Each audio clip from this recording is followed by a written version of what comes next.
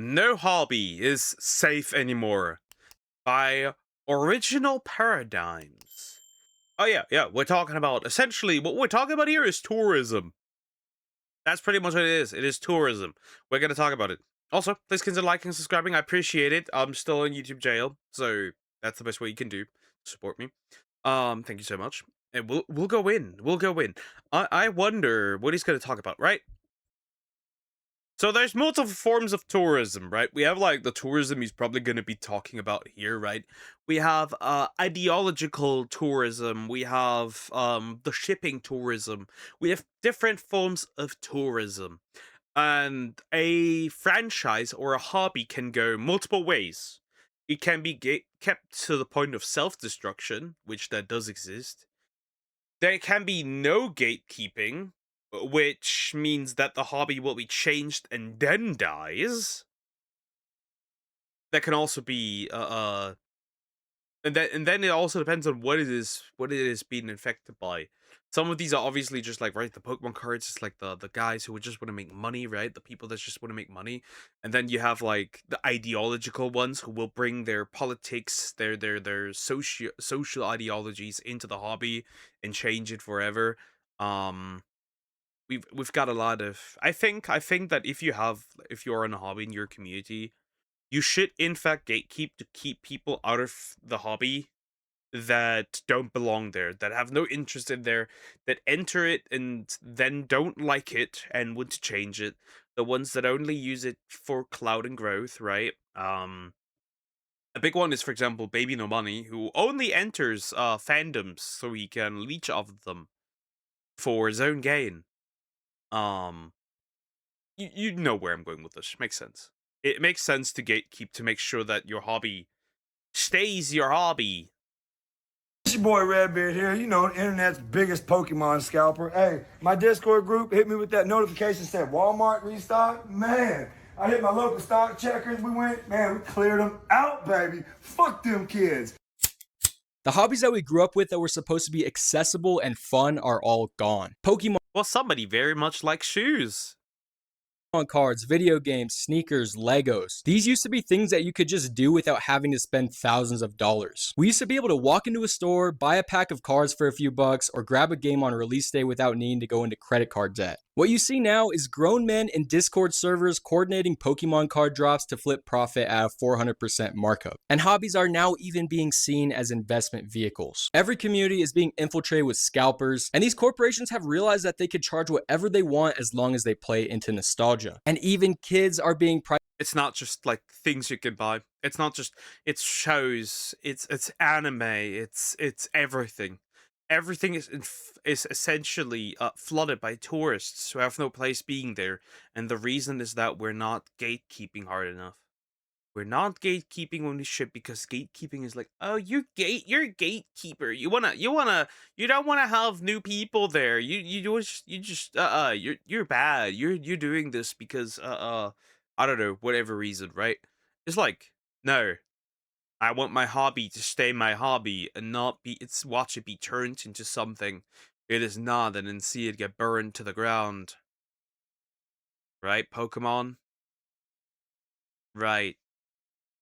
set of hobbies that were literally designed for them. Real quick, before we get into it, did you know that a hacker can steal your personal data in under 3 minutes on public Wi-Fi? It's called a man-in-the-middle attack, and it's way more common than people think. Attackers will set up these fake hotspots with names like airport free Wi-Fi or coffee shop guest, and then the second you connect, they take everything. Passwords, banking information, personal messages, all without you ever knowing. Also, phishing scams, data brokers selling your information, and malware hidden in downloads are some of the most common ways people are compromised every single day. And that's why I'm working with our video partner, NordVPN, because protecting yourself online shouldn't be complicated. Head to nordvpn.com/paradigms. That's nordvpn.com/paradigms. The link is in the description. NordVPN encrypts your entire internet connection, so even on public Wi-Fi, your data is completely private. Hackers, trackers, your ISP, none of them can see what you're doing. It works on all of your devices, phone, laptops, tablets, and and connecting is literally one tap. Pick a server anywhere in the world and you're connected instantly. I also love the dark web monitor feature. It continuously scans these hacker forums online and it will alert me if my credentials show up in a leaked database. It's like having a security guard watch the dark web for you 24/7. And the app itself is clean and easy. No tech skills needed. I was up and running in under 2 minutes. When you grab a NordVPN plan through nordvpn.com/paradigms, you'll also get 4 bonus months for free. This is the best NordVPN offer that you can get right now, and it's only available through creators like me. And every plan comes with a 30-day money-back guarantee. If you don't like it, you get a full refund with no questions asked. In a world where your data is constantly being tracked, bought, and sold, protecting yourself is one of the smartest moves you can make. And NordVPN makes it easy and effortless.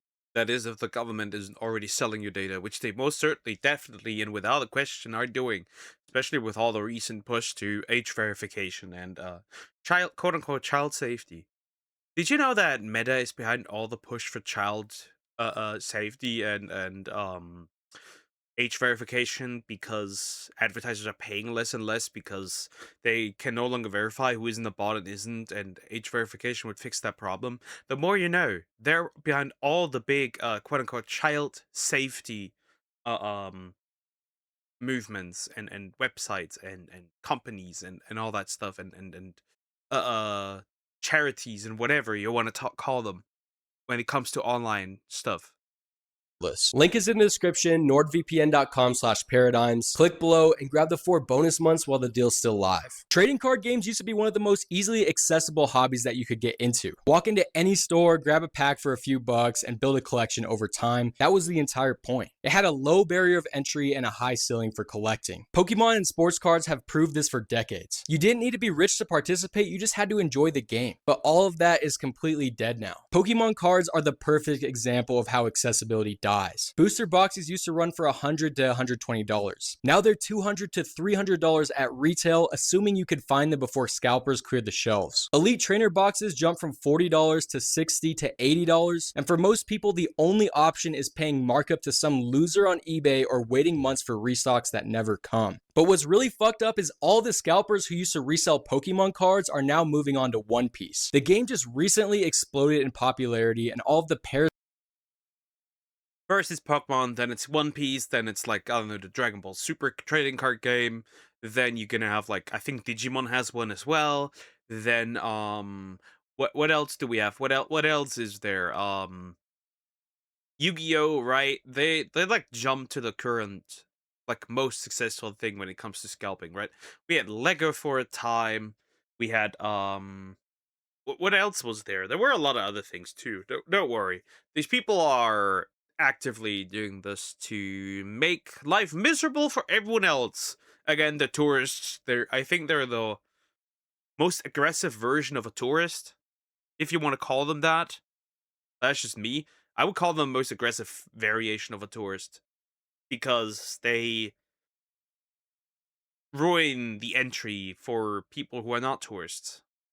parasitic resellers have saw an opportunity to make more money. These cards that should be widely available are selling for 5x or 10x retail price. People who actually want to play the game can't build decks anymore because every box gets bought out within minutes of being released. And now we're even seeing physical fights and violence at Target stores over One Piece cards. Recently, a fight broke out at a Target in Hollywood, Florida over these cards. A vendor apparently blocked the front entrance over 5 EX boxes, went to the back, and they never hit the floor. And in the midst of the chaos, someone shoved someone else over the last One Piece tin that was $14. A whole fight broke out in the store and someone got arrested for assault over a tin of trading cards. With how bad this problem is getting, I wouldn't be surprised if someone gets fucking shot. This is where we're at now. The hobby has devolved so far that getting murdered over cardboard is a realistic possibility that people are actually discussing. One Piece cards are now experiencing what Pokemon went through, just on a shorter timeline. And the community isn't even getting a chance to form before it's being corrupted. Almost every hobby has been through this at some point if they have a limited product, including sneaker culture. Collaborations that should have been widely available sold out in seconds from bots, and even if you manage to get through... Yeah, the sneaker stuff, I could imagine that's very aggressive depending on, right? Because they're like a lot more limited as well. It's just like interesting. Again, this is not only something that's exclusive to something you can buy, right? I play Uma Musume. You cannot interact barely, basically, at all with the global fandom because it is so toxic and right. For example, a big part of it is the Yuri shipping, right? Quote unquote big part. It's not. It's a loud minority of people that are hyper aggressive. If you, in any way, shape, or form, as a man, want to have a straight ship in Uma Musume. By the way, I think shipping in general is stupid. But like these people will enter the fandom that they're not a part in, right? They're not the target audience. They're not even 20% of the player base, right? But they're so aggressive that they ruin it for 80% of the rest. It's crazy. This has not been happening just for stuff you can buy. This is for all fandoms of all kinds and all hobbies of all kinds. Gaming as well. It's the same thing. Not even like buying games, but like the fandoms themselves. There's people who will infiltrate it like a virus, like a parasite, and leech of it. It's crazy. Checkout, you're competing with people running multiple accounts, automated scripts, or early access through industry connections and backdooring. Regular people don't stand a chance. The people who genuinely want to engage with the hobby get priced out completely, and now we're even seeing people go into 5-figure debt over Pokemon cards while their families are falling apart. This is turning into a straight up addiction that is causing real life consequences. Video games have also had similar problems. They have a $70 base price or $80 for Nintendo exclusives, and that is before factoring in DLC, season passes, or microtransactions. The Nintendo Switch 2 costs $450 just for the console, and if you want an extra set of Joy-Cons, they're $90 and they're not even drift proof. That means a full setup with games and online subscription costs more than $600. This is no longer accessible for anybody. When hobbies become expensive, they become exclusive, and when they're exclusive, they stop being for communities and become status symbols and luxury items instead. And the people who are actually being priced out are kids, families, or anyone on a budget. This is the exact demographic these hobbies were designed for. Pokemon marketed itself for children's entertainment for 30 years, but now their products are priced almost exclusively for adults with high disposable income. The fact that Pokemon continues to call itself a children's franchise while also pricing out kids is hypocritical as hell. We all know that it's targeted at millennials and older Gen Z, and with these prices, kids can't even get their foot in the door to start enjoying the hobby for themselves. Parents now have to stand at Target staring at empty shelves where Pokemon and One Piece cards should be, trying to explain to their confused kids why they can't buy a single pack. Online communities are filled with requests for help finding reasonably priced products. What on earth is this? This should be illegal. This should be actually this this should be illegal 100%. There's no doubt about it. That should be illegal. How on earth can you buy what is that? What is that? Let me see. What is that? Like 1, 2, 3, 4, 5, 6, 7, 8. That's 2 rows, right? I'm assuming I can't tell how wide this is, but that's 2 rows. So that's 16 boxes. We have another 7 boxes down here. We have another one here, more here, probably another 8 or so here. So it's like, that's like at least 8, 16, 24, 32, 40, over 40 boxes. That's over 40 boxes.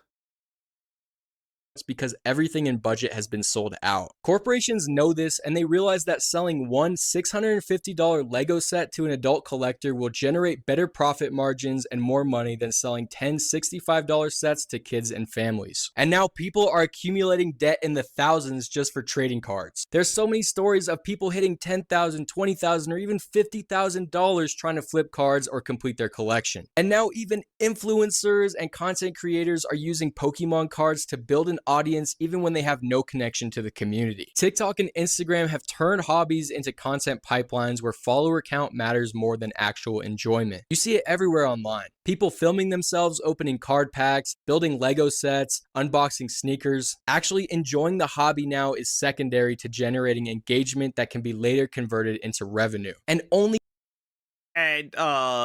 have discovered that you can even sexualize yourself while doing so. That's also something that I've noticed. The ladies have discovered that you can sexualize yourself.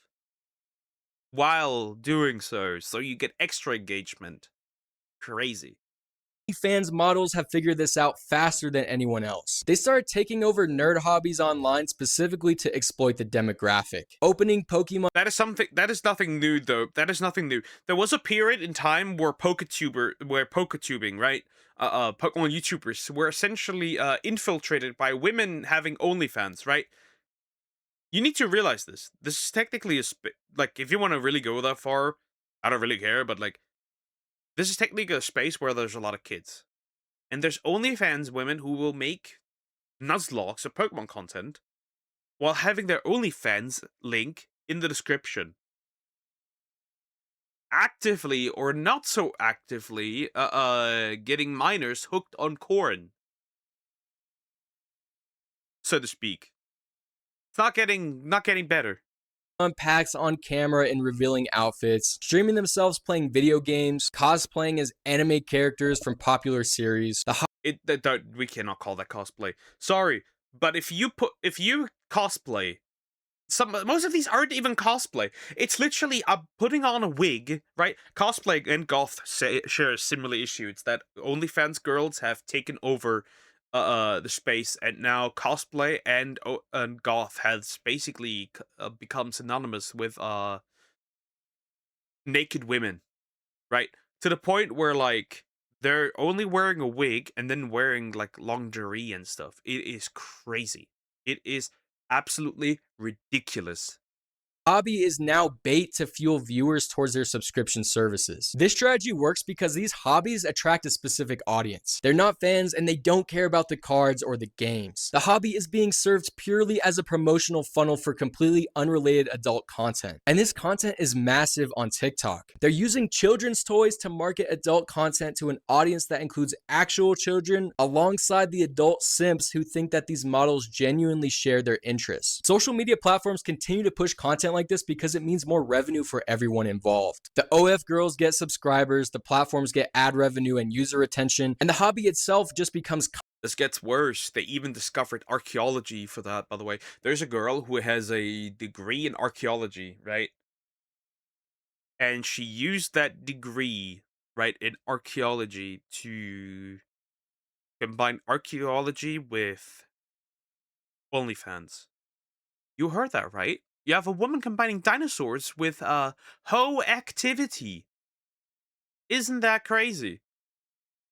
When he says no hobby is safe, he literally means it word for word, bar for bar, when we say you cannot have a hobby anymore without it being associated with something weird because we don't keep the weirdos. These women should be gate kept at all cost, but we don't do that because gatekeeping bad.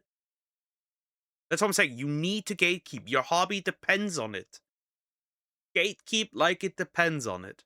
It does. It's horrible.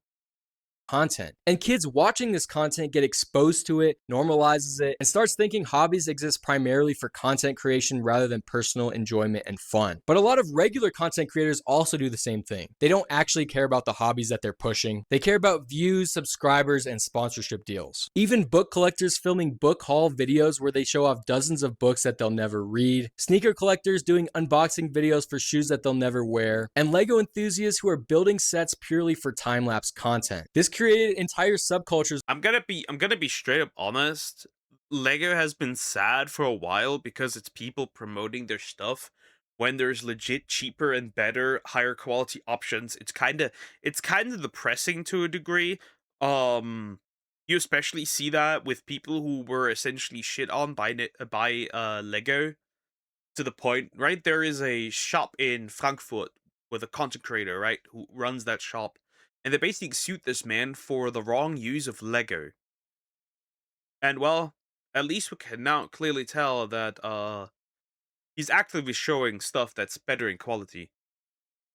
of people who have hobbies but don't engage with them beyond content creation. They buy the supplies, set up the shot, film the content, then abandon the activity. The hobby is performative and now becomes purely for aesthetic reasons. Hobbies used to be private pursuits done for your own personal satisfaction, but to me now it seems like they're more like public performances to make money on the internet. And because so much money is involved in these industries, people have started turning hobbies into investment vehicles. Pokemon cards are now being seen as asset portfolios that are never opened. Lego sets are stayed sealed to resell in the future, and sneakers are never being worn. They just sit in someone's climate-controlled storage room or basement waiting for the prices to increase. This mindset completely destroys what hobbies are supposed to provide. Cards never get played with or in the hands of actual kids, sets are never built, and shoes never touch the pavement. These products exist solely as speculative investments waiting for the right moment to liquidate and sell. And actual hobbyists suffer the most from this. I'm talking about the kids who wanted to open packs and see what's inside, the adults wanting to build sets on their weekends off, and sneaker enthusiasts who wanted to wear their purchase, not just keep it in a shoebox. Entire collections now exist in permanently sealed states. Thousands of dollars are invested in unopened Pokemon boxes stacked in storage units. Yeah, you're not even doing anything with it. You just keep it around, locked away forever. Like if I buy cards, I'm opening that shit. I'm opening that shit because I'm interested. Actually, I wanna enjoy this hobby. I'm gonna freaking open this 100% of the time. I will open this and I will look at the cards because I like the cards. Jeez. Owners are tracking market prices obsessively, monitoring auction results, calculating their returns. But if you ask them if they even like Pokemon, they'll probably just shrug. And when these markets inevitably crash, people will realize that they were just a dumbass who spent thousands of dollars on cardboard and plastic. In my opinion, all of these investors are just as bad as scalpers. I mean, they're pretty much the same thing, except one person holds on to them for a long period of time while the other person just flips them right when they get them. And just like every other speculative hobby, whenever the crash eventually does happen, it will be well deserved, and I don't think anyone will be mad at it. But when it Yeah, I hope it does though. I hope it does. Not only the crash, but I hope that this performative garbage, in my opinion, hopefully stops because I want to enjoy the hobbies again. I just see it's not just like it's not what like if you record yourself, sure, go ahead, do it, right? But I at least want to see you have fun and enjoy it. A lot of these people don't do that anymore though. They're just like doing it and then like, eh. it comes to hobbies, millennials are the biggest consumers of nostalgia products, and corporations know exactly how to exploit it. The fact is, most millennials are just desperate to feel something good again. They remember when Pokemon was just a game, or when Legos were just toys that they built, and the hobbies were simple and accessible. For them, those memories represent a time before they had all of these problems in their life, and now corporations have realized that they can make the most amount of money from this group. Disney releases premium collectibles targeting millennial nostalgia for 90s animated films. Nintendo's It's really depressing though. There's people out there who go like multiple times to Disneyland and put themselves in the debt. Disney, how do I put it? Disney adults are a bit of an odd phenomenon. I'll be real.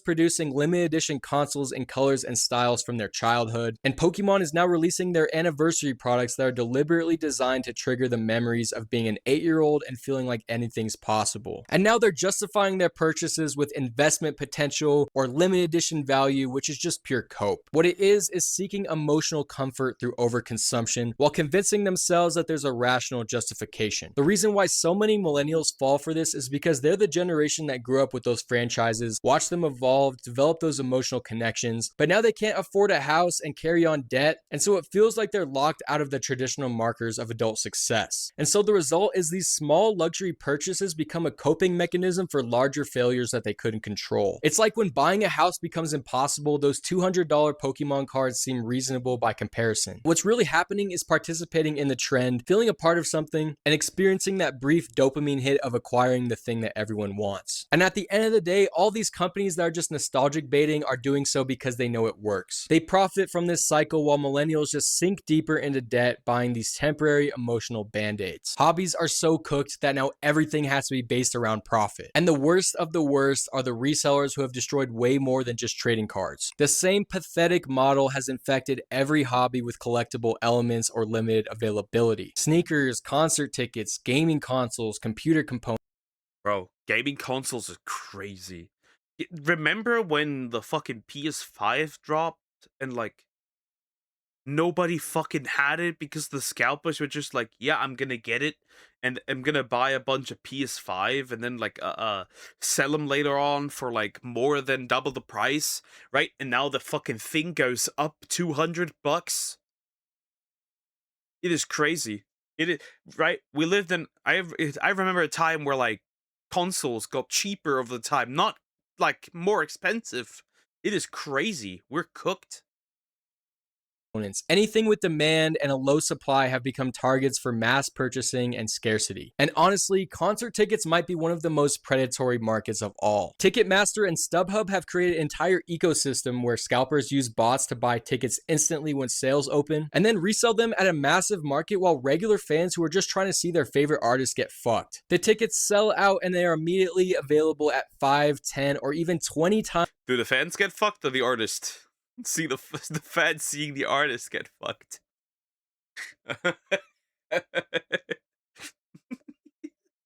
Weird wording. The face value on the secondary market. The whole industry operates on legal scalping where the primary sellers and the secondary markets both profit while the actual fans get screwed. The worst part about ticket scalping is now corporations are actually enabling it. Ticketmaster owns StubHub. This means that they profit from both the initial sale and the resale market. They have zero incentive to stop bots or prevent scalping because they make money at every stage. These platinum and dynamic pricing systems have let them participate directly in price gouging based on demand. And what used to be illegal scalping is now the standard in business practice. And we saw the same thing with gaming consoles a few years ago. The PS5 releases were a complete disaster. Sony deliberately limited their supply and scalpers were able to buy every unit instantly, where regular and casual gamers couldn't purchase these consoles at retail for over a year. Scalpers sold PS5s for $800, $1,000, $1,500 to these desperate buyers, while millions who actually wanted to play the games just for fun got locked out entirely. GPUs and Nvidia chips have also gone. Yeah, but that's mostly because of AI, but probably also due to scalping, because once the news hit, they obviously people started buying. Through this same cycle. The crypto mining economy created this massive demand. The scalpers bought everything again, and gaming PC enthusiasts couldn't get their graphics card at reasonable prices for years. These cards that had a $500 MSRP sold for $2,000 plus on the secondary market. Magic the Gathering has shown us how scalpers can destroy hobbies with even decades of community. New set releases get bought in bulk by stores and scalpers, which limit availability for people who actually want to build decks. So now the game's secondary market is being dominated with speculation rather than playability for what it's made to be. And also the sneaker resale market has a special mention for this because it operated off of pure scalping and reselling for over a decade. Resellers literally ran this entire hobby. But now the reselling community has finally collapsed because Nike flooded the market and eliminated that artificial scarcity. And so now a lot of these resellers have pivoted to Pokemon cards, Labubus, or One Piece cards, pretty much whatever the next hype product. Hopefully not Labubu. Imagine paying like $200 for a fucking Labubu.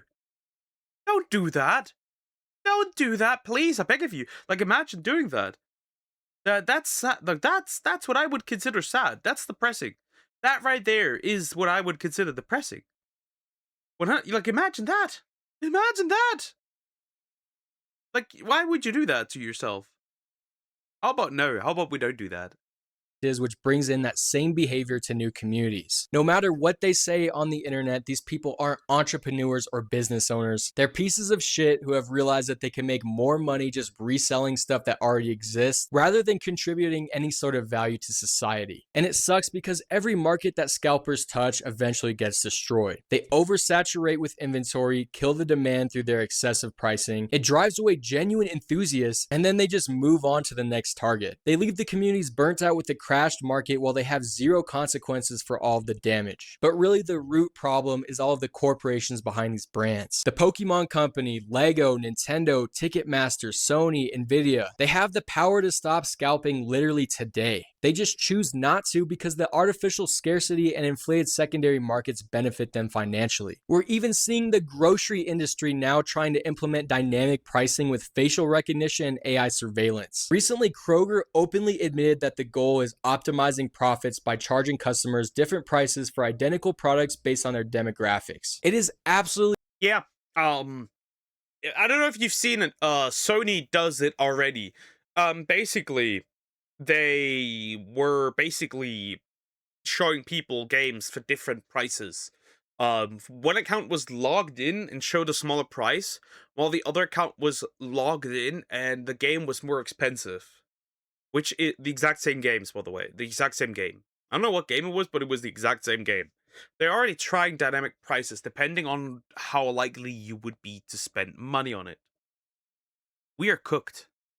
Insane what these companies can get away with. If we let these corporations price discriminate on food based on surveillance technology, we've completely given up on any sort of remaining dignity for ourselves as consumers. The reality is, hobbies are being like, imagine, right? They're gonna do this by facial recognition, AI and stuff, right?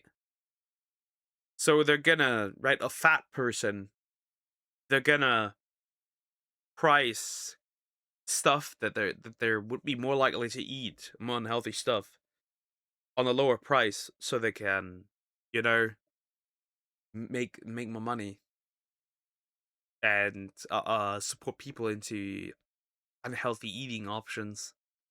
Ever consider that?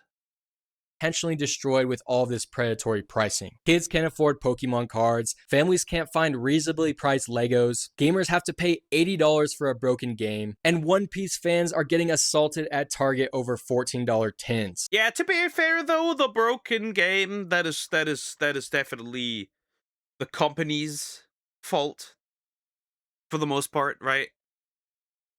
Anybody remember the Star Wars game that released, Star Wars Outlaw, and then like they had to release an update that would delete your old save file to fix bugs? Isn't that crazy? This only gets worse and worse unless people stop buying into Right? So everyone that pre-ordered the game just got fucked, and there was no need to actually pre-order it.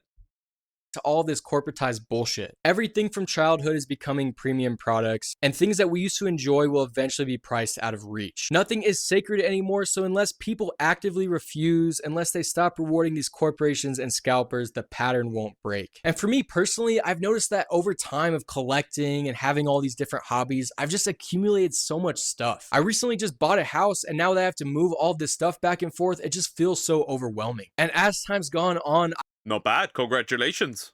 Buying a house? Log in, my guy. I've noticed that the hobbies that I enjoy the most are things that don't cost any money. Hanging out with friends or playing sports. These are things that you can do right now and find genuine enjoyment in without having to spend a dollar. And I'm not telling anyone what to do with their money, but it's important to at least be aware of all of these things going on in the industry right now. But let me know, are there any hobbies of your own that you stopped getting into because everything got so expensive? I don't know. I feel like a lot more people are kind of playing into that minimalism lifestyle where things that they don't use every day or they don't genuinely care about, they're just sort of selling them or getting rid of it. And if you like content like this, feel free to check out some of the other videos on my channel that are similar. Yeah, that's pretty much the end of the video. Hobbies that I got, that I stopped. Well, I don't never stop getting into hobbies, but I stop interacting with the fandom entirely and do my own thing because tourism, right? What tourism is to anime is what scalpers are to hobbies, where you have to buy things. That's pretty much what it is in like video games and stuff, right? But yep, no hobby safe. He is completely correct. No hobby safe. No hobby will be safe anymore. And if you don't gatekeep to a degree, you're gonna see your hobby be changed and destroyed. Anyways, thank you for watching. Please consider liking, subscribing, and I'll see you in the next one. Take care, guys.